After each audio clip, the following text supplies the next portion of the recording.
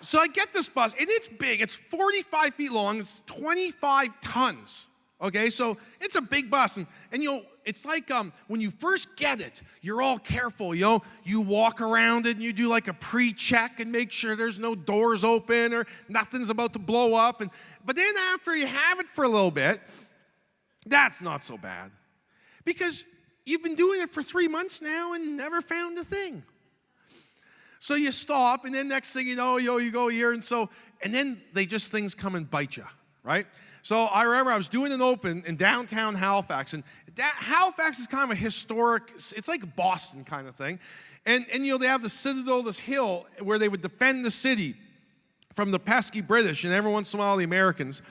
And so this hill, the British would defend, and so the hill goes down to the water, and the city's kind of built on that hill.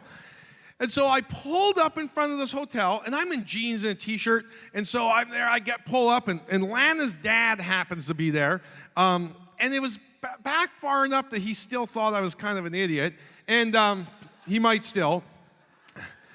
And did I tell you he just cut his finger off in the saw? Yeah. I every 2-3 hours, I send him this funny message, like, I said, you shouldn't own anything that a 12-year-old can buy at the store or can't buy. Do they sell band saws at 12-year-olds? Anyways, I'm harassing them greatly. He's out in BC. So he's there. So I come up to my good buddy Jim, who is a bus driver. He's a bus driver for the city. This is his job, is the safety of passengers.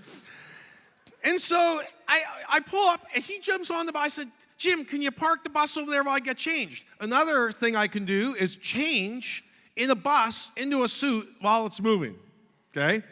Wayne shaved once on the 401 in the bus. We're driving. He had to shave. I said, well, we can't stop. We're late. He got in the bus, had a shower, and shaved in the shower in the bus. He got out. He said, that's not a good idea. And we've never talked about it ever since. So I pull up, and now, Jim, yes, he has a different story, okay?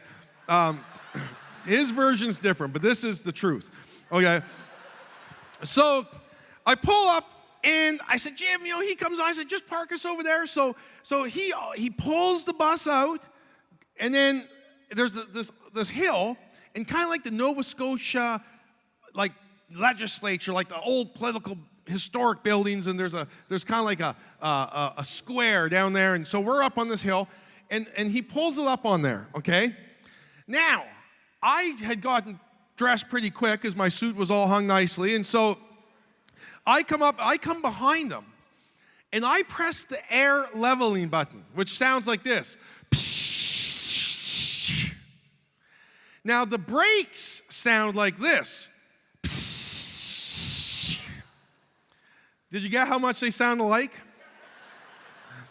And so I hit the air level, and I think, this is, he has a different story. I think he thought I pulled the brakes, but I didn't.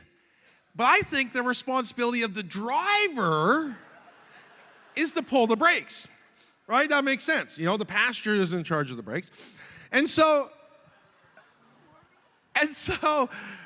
now the bus kind of stuck there for a little bit because the air leveling kind of, blocks it in place for a bit or something. I don't even know how that air brakes work. You're supposed to have an air brake license, which is helpful owning a bus. And so I get out of the bus, and he gets out of the bus, and we start walking. And I just had this feeling. This is the wind that favors a man with no destined port. This wind, and I feel this just had this feeling. So I turn around, and I'm wearing a suit. I turn around, and I see the bus go, move 2 feet. And then everything came in my mind. All the mistakes Jim had made 5 minutes earlier.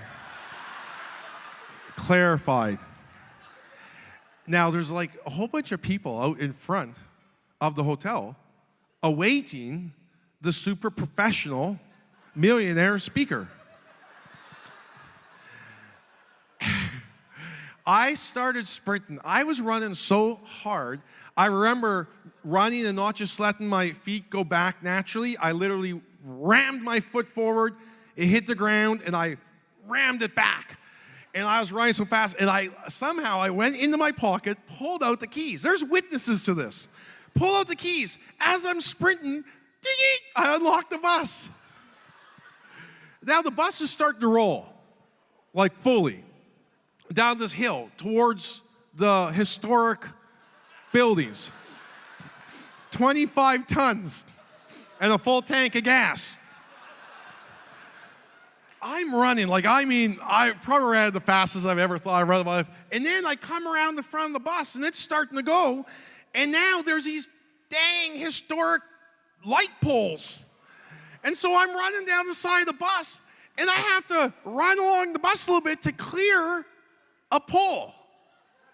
Then I jump up, open up the door, jump in, close the door behind me so it doesn't hit a pole. Is that amazing? I wish I had a video for this, because I'd play it every time before I came on stage. No, they'd say, Claude, what do you want us to say for your intro?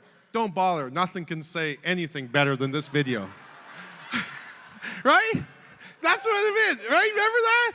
I'm running, I jump in, shut the door behind me, I dive into the driver's seat, pull the parking brakes and jam the brakes at the same time somehow, wrecks the brakes.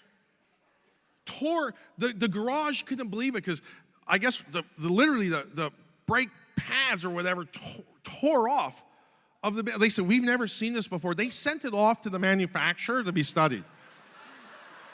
They said like I double compacted the brakes or something. And so, $8,000 brake jobs. And so, though the bus is down, didn't hit anybody, it went right through an intersection and stopped about 5 feet before the edge, about 10 feet down into the square of the historic buildings. I sat there, I laid there in the driver's seat, and I said, I really need to grow up. And maybe even get an air brake license. And fire Jim. And so now, I still have to do a freaking open. I walked in that open, man. I was like, I felt 500 grand richer. You know, I felt like I just saved myself. I felt like I went there. I gave the best open of my life, man. I was walked in there, I'm like, yeah, you know, everybody got in. But every once in a while I get the shudder thinking, oh my. Can you imagine it on CNN? Big picture. Some idiot drove his bus. They'd have to come get a 50-ton crane to pull it out of the building. It would be all over CNN. And someday you'd stand in line to get my book signed. I'm like, yeah, I was him. That's me. I was the CNN guy. That's how you intro. Man.